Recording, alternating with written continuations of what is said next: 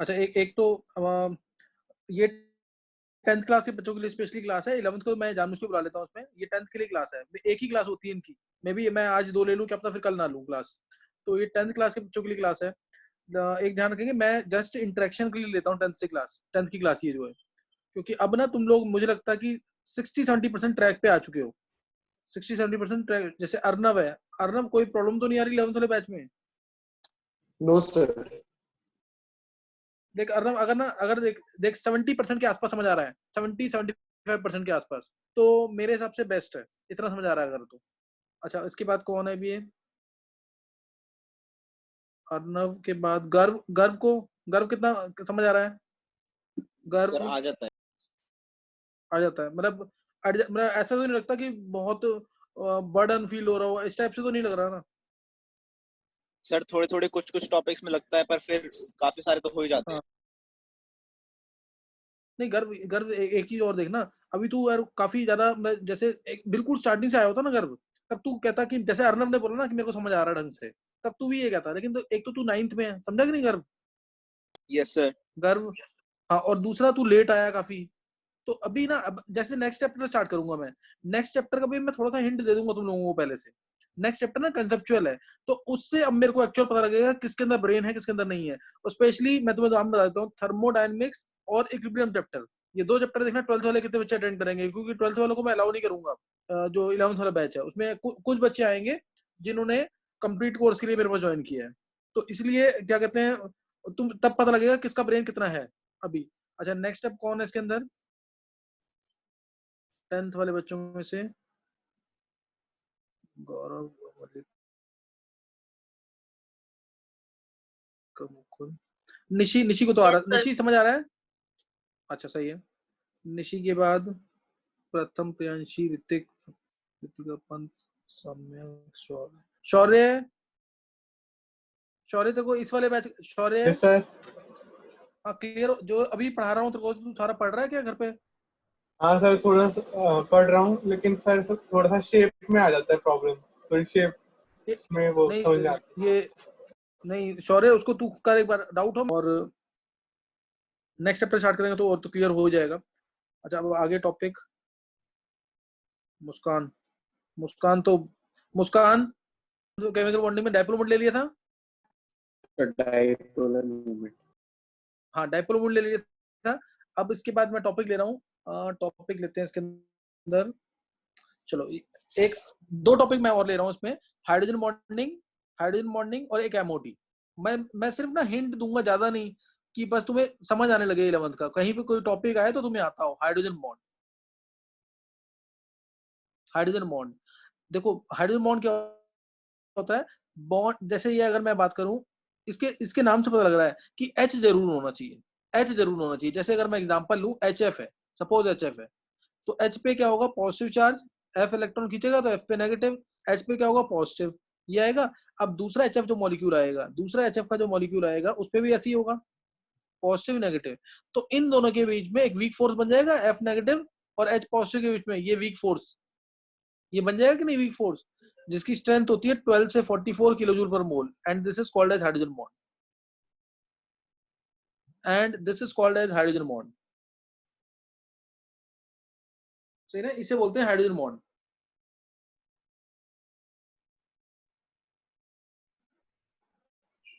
Clear हुआ कि नहीं? ये आगे ये कंटिन्यूड है, और ये एक्स्ट्रा फोर्स आ गया है, ये एक एक्स्ट्रा फोर्स आ गया है। इस वजह से इसका boiling point, melting point, solubility, ये सब बढ़ जाते हैं। तो ये हाइड्रोजन बॉन्ड है। अभी मैं बात जो कर रहा हूँ वो बॉइलिंग पॉइंट की, मेल्टिंग पॉइंट की, ये बढ़ जाएंगे एच एफ के मॉलिक्यूल के। और ऐसे ही अगर मैं बात करूं H2O की, तो H2O में देखो, H2O, H पे पॉजिटिव, इस H पे पॉजिटिव, इस O पे 2 नेगेटिव, और लोन पेयर भी 2 होते हैं इसके पास। तो इसलिए ये आ गया एक एक्स्ट्रा फोर्स, यहां से भी और यहां से भी निकलेगा, क्योंकि दो दो लोन पेयर है इसके पास और 2 नेगेटिव चार्ज है। इसलिए हाइड्रोजन बॉन्ड ऐसे बनेगा, कंटिन्यूड होगा ये कंटिन्यूड होगा आगे। तो दूसरा एग्जांपल, ये पहला एग्जांपल लिया है HF का, दूसरा एग्जांपल H2O का, तीसरा एग्जांपल NH3 अमोनिया।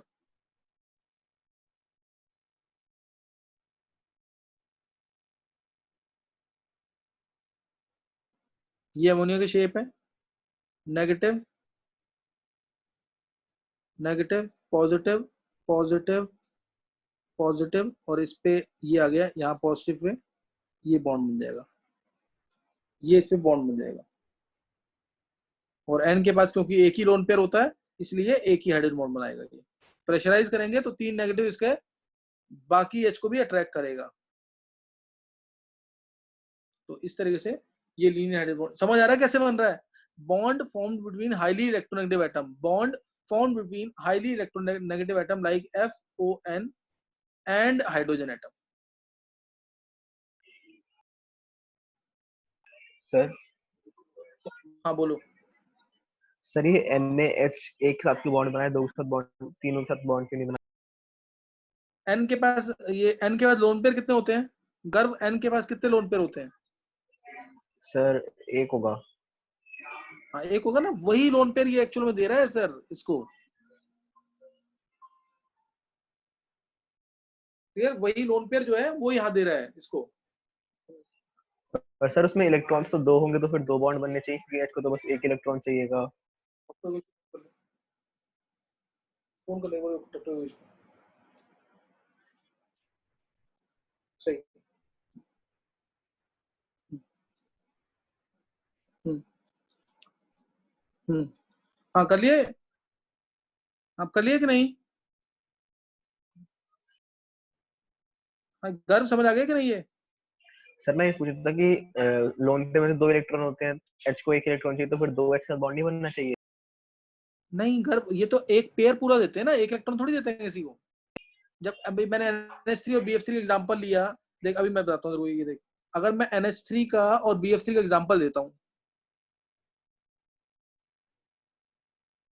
तो कोई और इलेक्ट्रॉन, ये BF3 है तो N अपना एक लोन पेयर इसको देता है ना, ये एक पेयर ट्रांसफर होगा पूरा, नहीं तो ऑक्टेट कैसे कंप्लीट होगा इसका। तो एक पेयर ही ट्रांसफर होता है हमेशा। नहीं नहीं क्लियर हुआ गर्व? सर हो गया। अच्छा तो अब तुम्हें समझ आ गया हाइड्रोजन बॉन्डिंग कैसे हो रही है। हाइड्रोजन बॉन्डिंग कैसे होगी, हाइड्रोजन एटम के बीच में, हाइड्रोजन एटम के बीच में और हाईली इलेक्ट्रोनेगेटिव एटम FON, तीनों में से किसी एक के साथ। जब ये तीनों में से तीनों में से कोई एक जब H के साथ आएगा तो हाइड्रोजन बॉन्डिंग होगी, तीनों में से कोई एक जब H के साथ आएगा तो क्या होगी, हाइड्रोजन बॉन्ड। तो इस तरह से हाइड्रोजन बॉन्डिंग होती है। और इस वजह से होगा क्या, इस वजह से होगा क्या, जैसे मैंने H2O लिया suppose, H2O H2S H2SC H2TE ये लिए, H2PO।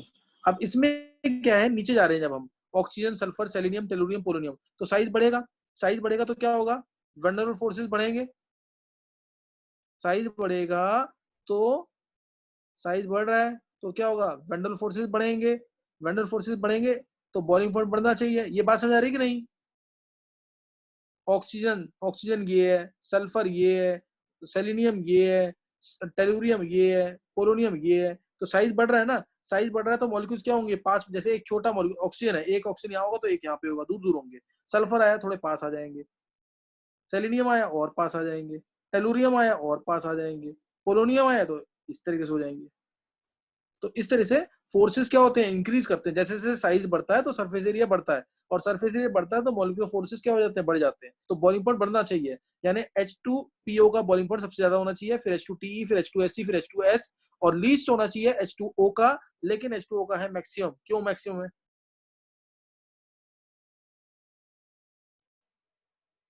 क्यों है मैक्सिमम इसका? हाइड्रोजन बॉन्डिंग की वजह से। हाँ हाइड्रोजन बॉन्डिंग एक्स्ट्रा फोर्स आता है ना, हाइड्रोजन बॉन्डिंग की वजह से, हाइड्रोजन बॉन्डिंग की वजह से एक्स्ट्रा फोर्स आता है कि नहीं, उस एक्स्ट्रा फोर्स की वजह से इसका बॉइलिंग पॉइंट बढ़ जाता है, उस एक्स्ट्रा फोर्स की वजह से उसका बॉइलिंग पॉइंट क्या हो जाएगा, बढ़ जाएगा। तो H2O का बॉइलिंग पॉइंट सबसे ज्यादा, H2O का सबसे ज्यादा होगा, और लीस्ट किसका होगा, H2S बोलो। हाँ H2S इसलिए सबसे ज्यादा वोलेटाइल होगा, सबसे जल्दी वेपर्स में कन्वर्ट होगा, H2S सबसे वोलेटाइल होगा और सबसे जल्दी वेपर्स में कन्वर्ट होगा। क्लियर होगी बात कि नहीं है, सही ना, H2S सबसे ज्यादा वोलेटाइल होगा और सबसे जल्दी वेपर्स में कन्वर्ट होगा। समझ आ गया कि नहीं है। yes अब ऐसे ही ना, ऐसे ही कुछ ऐसे ही ध्यान देंगे। अब एक मैं एग्जांपल लेता हूँ वांडल फोर्सेस का, ये सबने पढ़ा हुआ है, F2 है, Cl2 है, मैंने बताया भी था शायद, F2 Cl2 Br2 I2। F2 और Cl2 दोनों गैसेज हैं, याद है कि नहीं कुछ? Br2 लिक्विड है,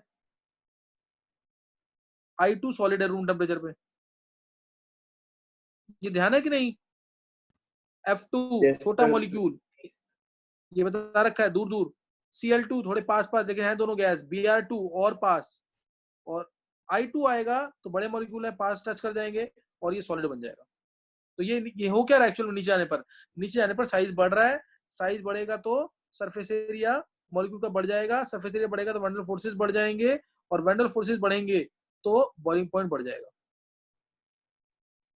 और स्टेट भी चेंज हो जाएगी। इसलिए F2 और Cl2 गैसेस है, Br2 लिक्विड है और I2 सॉलिड है रूम टेम्परेचर पे। I2 क्या है? सॉलिड है रूम टेम्परेचर। क्लियर हो गई बात? करिए। तो ये हाइड्रोजन बॉन्डिंग का मैंने एग्जांपल तो कुछ दे दिया है। नेक्स्ट नोट करेंगे अब हाइड्रोजन बॉन्डिंग की वजह से सॉलिबिलिटी पे।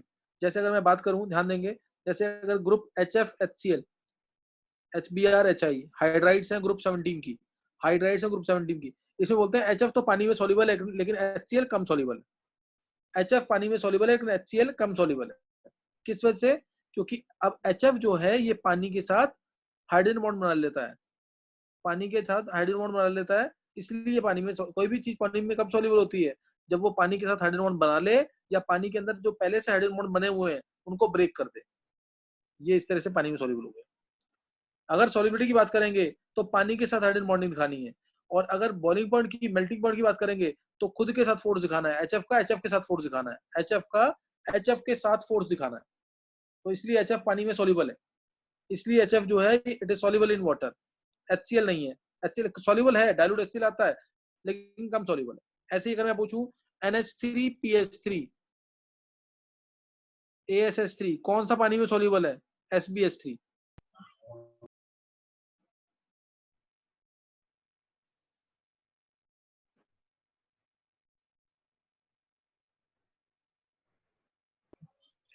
Sir, NH3. Sir NH3। हाँ क्यों? हाँ क्यों सॉल्युबल है? Sir, hydrogen bonding. हाँ क्योंकि NH3 जो है वो पानी के साथ हाइड्रोजन बॉन्डिंग कर लेगा, खुद के साथ नहीं दिखाना, वो बॉइलिंग पॉइंट के लिए दिखाते हैं। NH3 ये रहा, इसका N और पानी का H दोनों क्या कर लेंगे? Hydrogen bonding. N पे नेगेटिव, इधर H पे पॉजिटिव, पॉजिटिव नेगेटिव का बॉन्ड बन जाएगा, तो इसलिए ये पानी में क्या हो जाएगा? सॉल्युबल हो जाएगा। Ammonia is soluble in water but PH3 it forms bubbles in water. PH3 bubble, phosphine gas, ये बबल्स बनाती है वाटर में, लेकिन अमोनिया क्या है? सॉल्युबल है वाटर के अंदर। और इसी वजह से ऐसे भी क्वेश्चन आते हैं कि HF तो लिक्विड है लेकिन HCl गैस है, ऐसा क्यों है? HF लिक्विड है लेकिन HCl गैस है, किस वजह से? सर HF बॉन्डिंग अभी कर रहे हैं, हाइड्रोजन बॉन्डिंग कर। हाँ HF, हाँ HF के साथ हाइड्रोजन बॉन्डिंग कर लेता है। अब इसमें ये बोलेंगे सॉल्युबिलिटी बोलेगा तो पानी के साथ, सॉल्युबिलिटी बोलेगा तो HF की हाइड्रोजन बॉन्डिंग वाटर के साथ, लेकिन अगर बोलेगा HF लिक्विड HCl गैस तो HF की हाइड्रोजन बॉन्डिंग होती है HF के साथ, लेकिन HCl की कोई हाइड्रोजन बॉन्डिंग नहीं होती। बस इसके अंदर होते हैं इसमें भी फोर्सेज, लेकिन इसे बोलते हैं डाइपोल डाइपोल इंटरेक्शंस। क्या बोलेंगे इसको? Dipole dipole interactions. HCl ना जैसे ये H पॉजिटिव Cl नेगेटिव ये भी है, लेकिन इसके फोर्सेज बहुत वीक होते हैं, ये हाइड्रोजन बॉन्डिंग नहीं है, तो इसको ऐसे बोलते हैं। फिर बोल रहा H2O लिक्विड है लेकिन उसी के नीचे H2S गैस है। H2O तो लिक्विड है, उसी के नीचे क्या आता है? H2S, वो गैस क्यों है? क्या रीजन आएगा इसका भी?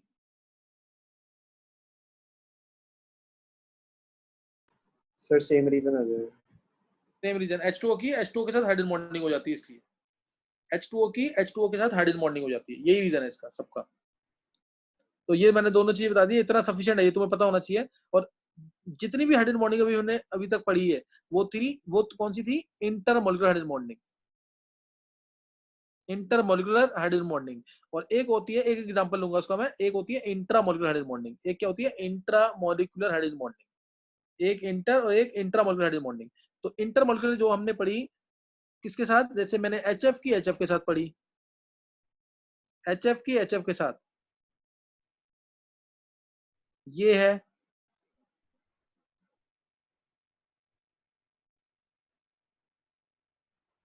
और HF की H2O के साथ, ये दोनों के दोनों इंटर है. If hydrogen bonding takes place between same type of molecules, hydrogen bonding takes place between same type of molecules like HF or between different type of molecules like HF and H2O. This is called as intermolecular. Inter मतलब बहुत सारे molecule linked है, और intra मतलब एक ही molecule के अंदर हो रही है. intra मतलब within a molecule. intra मतलब within a molecule. Example ले रहा हूँ उसका, जैसे ऑर्थो नाइट्रोफिनॉल OHNO2, ये इंट्रा होगी तब, बेंजीन के अंदर होती है हमेशा जब दोनों ग्रुप एडजेसेंट होंगे. जब दोनों ग्रुप क्या होंगे?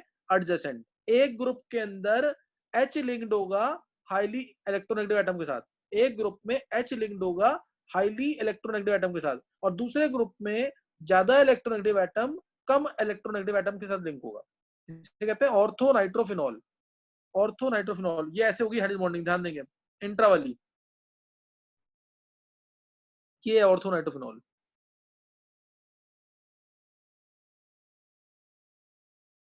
इधर अगर OH लगा हुआ है, इसके रिस्पेक्ट में दूसरी पोजीशन, ये वाली पोजीशन जो है इसको बोलते हैं ऑर्थो, इसके रिस्पेक्ट में ये पोजीशन बोलते हैं मेटा, इसके रिस्पेक्ट में ये पोजीशन पैरा. समझ गए कि नहीं? है ऑर्थो मेटा पैरा. जैसे अगर ये लगा हुआ है OH, तो पैरा पोजीशन क्या होगी? नीचे की तरफ, ये पैरा पोजीशन, ये मेटा है, ये ऑर्थो है, ये भी ऑर्थो है, ये मेटा है.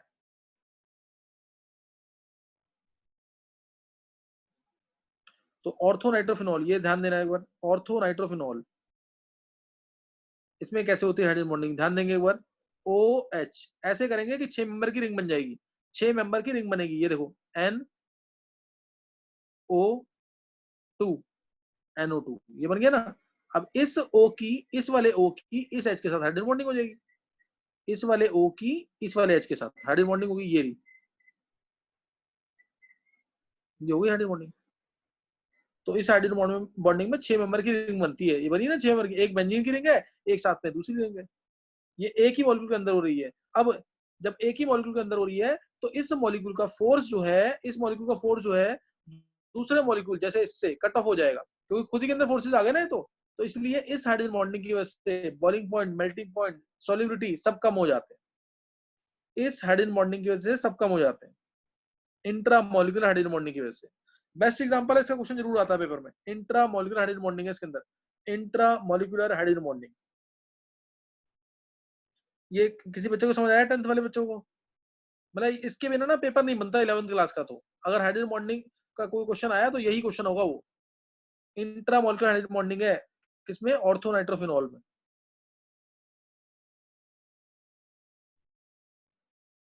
किसी को पूछना है? ये किसी को समझ आया कि नहीं? ये गर्व समझ आया तेरे को? Yes sir. अच्छा, चलो समझ आ गया तो अच्छी बात है. नेक्स्ट नोट करेंगे एक एग्जांपल, देखते हैं कि कौन आंसर करता है तुम में से. सपोज इथेनॉल है, ध्यान देंगे, इथेनॉल है और एक है ईथर. इथेनॉल, ईथर, इन दोनों में से किसका बॉइलिंग पॉइंट ज्यादा होगा? इन दोनों में से किसका बॉइलिंग पॉइंट ज्यादा होगा?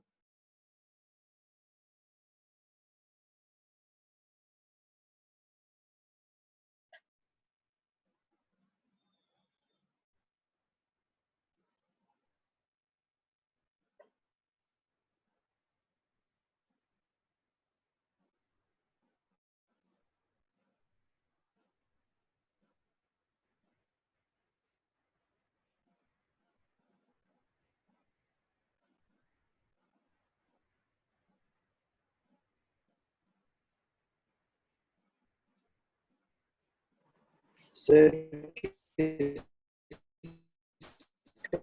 ज्यादा होगा, आवाज नहीं आ रही है, कोई भी ट्राई करे. 10th वाला बच्चा, किसका बॉइलिंग पॉइंट ज्यादा होगा?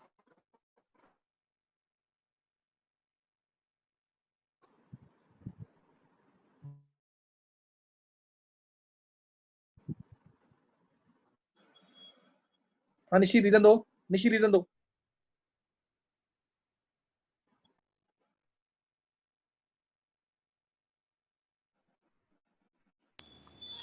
OH की हाइड्रोजन बॉन्डिंग है. हाँ बोलो निशी, आवाज नहीं आ रही, बोलो. सर उसमें हाँ इसमें एच, इसमें क्या है, सॉरी अर्नव एक मिनट गया बस, इसमें ओ के साथ एच आ रहा है, क्या इसमें ओ के साथ एच आ रहा है कहीं? इसमें तो CH3 है ना, ऐसे है CH3। सी के साथ मैंने बोला ना हाइड्रोजन बॉन्डिंग कब होती है, जब ओ के साथ एच, एन के साथ एच या एफ के साथ एच आएगा तो हाइड्रोजन बॉन्डिंग होती है। तो इसमें तो ओ के साथ एच आया नहीं, दोनों का मॉलिक्यूलर फॉर्मूला सेम है, दोनों के अंदर चेक करोगे ना, दोनों के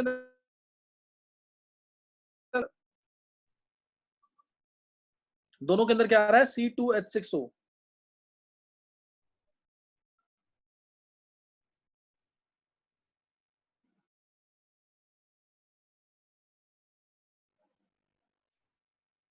समझ गए कि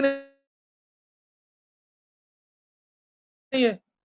तो इथेनॉल में हाइड्रोजन बॉन्डिंग है, इथेनॉल में हाइड्रोजन बॉन्डिंग है, लेकिन डाइमिथाइल ईथर में कोई हाइड्रोजन बॉन्डिंग नहीं है, इसलिए इथेनॉल का बॉइलिंग पॉइंट ज्यादा होगा, बॉइलिंग पॉइंट इथेनॉल का ज्यादा होगा, मेल्टिंग पॉइंट इथेनॉल का ज्यादा होगा, सॉल्युबिलिटी भी, हालांकि पानी में दोनों सॉल्युबल है, लेकिन इथेनॉल ज्यादा सॉल्युबल होगा। इथेनॉल ऐसे सॉल्युबल है पानी के अंदर, ध्यान देंगे इथेनॉल का स्ट्रक्चर ये होगा C2H5OH, और ये पानी में सॉल्युबल इस तरीके से।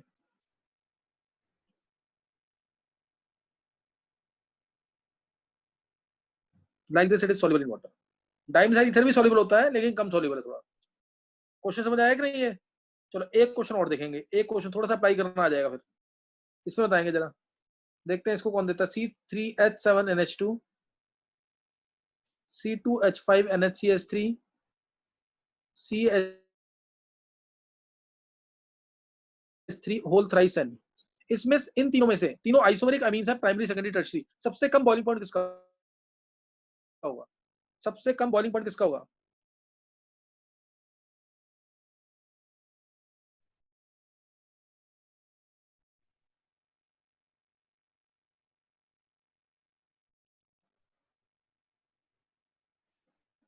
सबसे कम बॉइलिंग पॉइंट किसका होगा?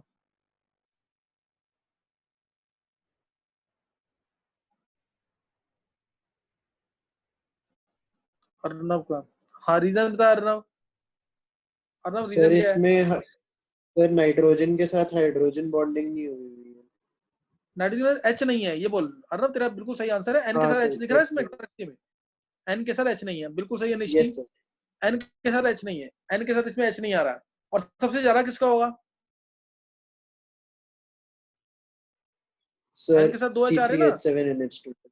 NH2। हाँ आइसोमेरिक होने चाहिए, ध्यान रखना आइसोमेरिक होने चाहिए, जितने कार्बन पहले में है उतने ही कार्बन दूसरे में, तीसरे में है, जितने H ऊपर है उतने ही H नीचे है, जितने N ऊपर है उतने ही N नीचे है, ये आइसोमेरिक होते हैं। तो हाइड्रोजन बॉन्डिंग का मैंने बहुत छोटा सा एप्लीकेशन बता दिया, ये मैंने हार्डली 5% करा है हाइड्रोजन बॉन्डिंग, बहुत बड़ा टॉपिक है, अगर सारे लेक्चर चेक करोगे मेरे तो 3 से 4 घंटे का टॉपिक है मेरे ये हाइड्रोजन बॉन्डिंग के, इतना इंपॉर्टेंट टॉपिक है हाइड्रोजन बॉन्डिंग। बस एक एलिमेंट्री आइडिया दिया तुम्हें कि तुम्हें आगे कहीं दिक्कत ना है, हाइड्रोजन बॉन्डिंग का मतलब पता हो, FON तीनों में से किसी एक के साथ H आएगा तो हाइड्रोजन बॉन्डिंग होगी, क्लियर? FON तीनों में से किसी एक के साथ H आएगा तो क्या होगा? Hydrogen bonding. अब एक चीज सुन लेंगे यहाँ पे, पोलर पोलर के साथ मिलेगा, अगर ध्यान सुनना बिल्कुल, मैं बस अगले में 10 मिनट की क्लास और लूंगा, बस तुम्हें ये क्वेश्चन सिखाने के लिए। पोलर पोलर के साथ मिलेगा तो dipole dipole interactions, dipole dipole interaction, पहला पॉइंट। दूसरा पॉइंट, पोलर नॉन पोलर के साथ मिलेगा, अगर पोलर और नॉन पोलर में जो फोर्सेस होंगे वो होंगे डाइपोल इंड्यूस्ड डाइपोल।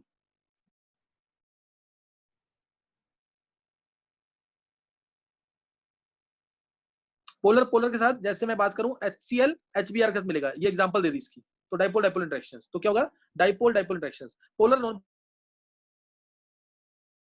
पोलर से मिलेगा, जैसे Cl2 मिल गया, मान लो Cl2 मिल गया से HBr से, HBr पोलर है, Cl2 नॉन पोलर है, तो कौन से फोर्सेस होंगे? ये HBr अपनी डाइपोल मोमेंट इंड्यूस करेगा Cl2 के अंदर, ये HBr अपनी, ये तो डाइपोल है इसकी, ये तो पोलर है, ये अपनी डाइपोल मोमेंट इंड्यूस करता है Cl2 के अंदर, तो ये ऐसे आएगा। और अगर दोनों नॉन पोलर है तो डिस्पर्जन फोर्सेस, डिस्पर्जन फोर्सेस। अभी स्टार्ट कर देना क्लास, ये डिस्पर्जन फोर्स